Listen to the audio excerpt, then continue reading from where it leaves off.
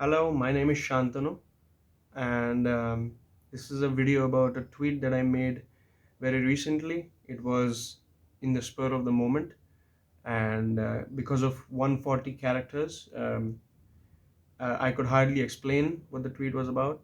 And then, after I thought about the tweet, there were other thoughts that came to my mind and made me wonder why I was saying something uh, like that and what will justify what I'm saying, because it was an instinctive tweet, and I hope that I could sort of uh, describe what I'm trying to say in that, or describe what that instinct was, and hence it brought me down um, to a meta subject, and that was language. So I'm not going to talk about linguistics and the technical side of language, the phonetics and the semantics, and that's not what this video is about. So just a brief override of history and overview of history. It starts with the Mesopotamian times. It starts with the Chinese study of language, where they studied language, and it starts with the Indian sort of study of language about the Vedas and interpreting the Vedas, and through to the Middle Ages, the Renaissance, the Baroque times, where they were trying to faithfully translate the Bible. And we all know uh, what it resulted in. But of course, it was a need to translate the Bible into language of the times, and various language of the times, and not just translate, but also um, truthfully and faithfully translate in order to align with what is being said and what is meant in the words of the Bible. And so we go over this, and we have this deep obsession with trying to understand language, trying to study language. And what it enables us to do is it enables us um, to pass on information, to acquire information, to interpret, and to communicate, right? So information and communication, they might be the same thing, but interpretation is certainly another factor where we try to understand something that is around us in terms of the words that we know and the meaning that those words hold in our minds. So now this particular view also has a divided philosophical two divided angles, and I think one of them, um, one of the popular ones, both of them are modern philosophical views, but one of them for sure, and the first of them is this um, hypothesis by Edward Sapir, who's a linguistic anthropologist, and his partner in crime, um, Worf, who they ascertained that language actually came before thought. So because we know language and because we understand words to mean something, uh, that is the result of how we think about certain things around us. And so because of language, and because of when we are conditioned and we are taught language and we are conditioned to speak, um, that is how we create this ability to think in that language, and then um, that is the origin of thought, basically. Now, the contrary view to that comes from Paul Grice and Jerry Fodor, where they said, not really. Actually, knowledge is the origin of language. So I have this set of things that were written. Um, Spoken and written language is a derivation of what is already being encoded in the mind, right? And signs and symbols cannot represent anything meaningful unless we infuse them some meaning. And so two very contrary views, but I think the Grice and Fodor view is generally accepted because we rank ourselves highly. We think we are a superior species. I'm sounding cryptic, but I think what I'm trying to say at this point is that because now we are made to think of us that way, this rational, logical species, the second view is more in alignment um, with what the world is facing today. Um, Now, this takes me to another matter. What does language enable? We just said language is another, it contributes our interaction, our communication, it contributes our interpretation, sure. But on a very deeper level and beyond all of that, beyond the functional aspect of language, it creates meaning. And whether it's the Grice view, where meaning is infused and then uh, we we we take it to be what it is, or whether it's the Sapirian and the Worf view, where you think of you think of language first and then you um, you add a knowledge to that, and then it's a matter of one's perception. But meaning is a big part of the history of language. Meaning is a big reason why we are here. Meaning is also a big cause of why we are here. So we're going to accept both views and uh, I guess carefully move forward. Um, the other thing is truth, and we're going to go over the other side of truth, and because we understand something to be real, we understand something to be what it is. It is an alignment of our perception about something. It is in alignment of what we know based on either empirical evidence, based on faith. We call something to be true and we call something to be not true. It is an alignment of our perception of reality that depends on our experiences, or there is several views to that, but that is just the I guess that is the easier way to go about in this video.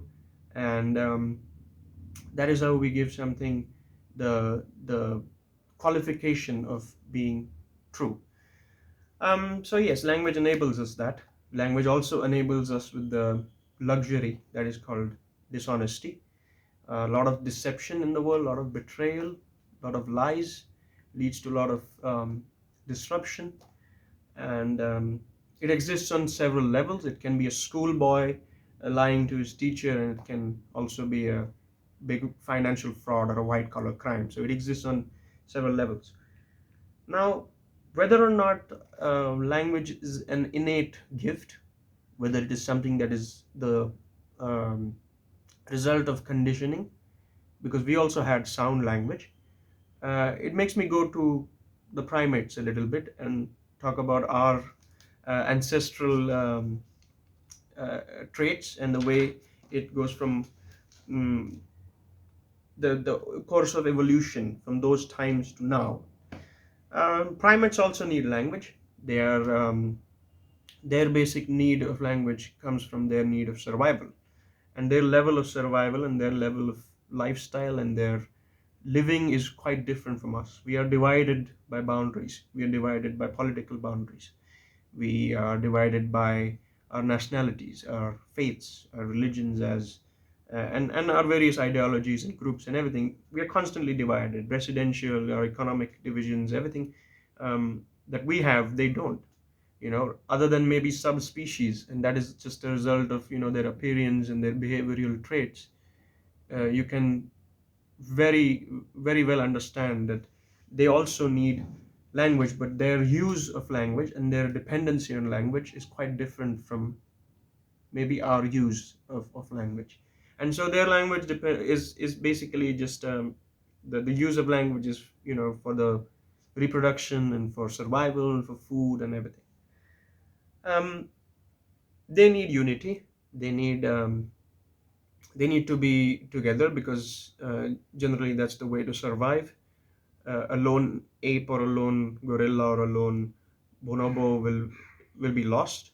And so yeah, I mean, being united is one of their ways to survive, and hence they need language in order to communicate, and in order um, to be in good terms with the rest of the members of the group. Although that is just our human interpretation, it's just very normal for them to do what they're doing. They don't think of it the way we do. And so when I talk about deception, I wanted to go over sound-based communication primates and whether or not they have deception.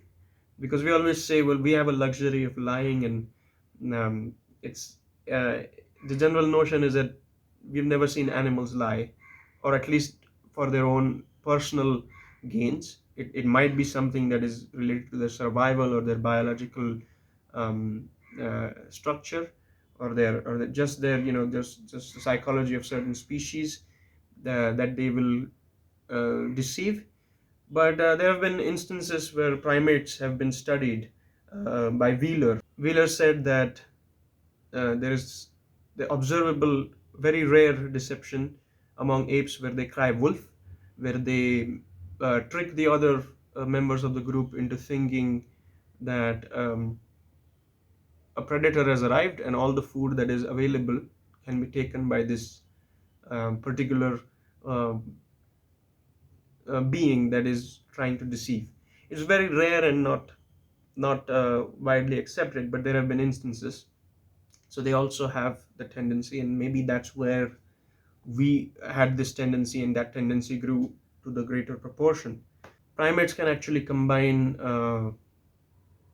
two different sounds that mean two different things in order to mean a third unique sequence sound that means a third thing. And they primarily have sound based communication. So when they're combining two sounds and it is a new sound and means a third thing, that means that there is a creative um, element that is being added to the development of languages in primates. Now, our language is also sound based, but it is more organized, structured. It has gone through conditioning. It has gone through our thinking, um, as Grice and Fodor would say it, and it has gone through various stages of development. And now we're here, but they are still at that stage where we might have been several years ago. And so it was an example of a putty-nosed monkey, where this study comes from, and it was done by Arnold and Zuber-Buehler from 2006 to 2011. Their various researches. We understand language, and but when we are looking at the creative aspect of combining various sounds, making new. We have various ways of doing it, and as Van Humboldt would put it rightly, primates will not have the ability to generate infinite use of finite means. So they have these set of sounds that they have given meaning to, that they understand, that they use to project to others, but they will not give it infinite means. They will not put the analysis and the thought, and that we put it, the philosophies and the various studies and the various opinions and the various um, um, assessments that we put into different into the luxury of being creative.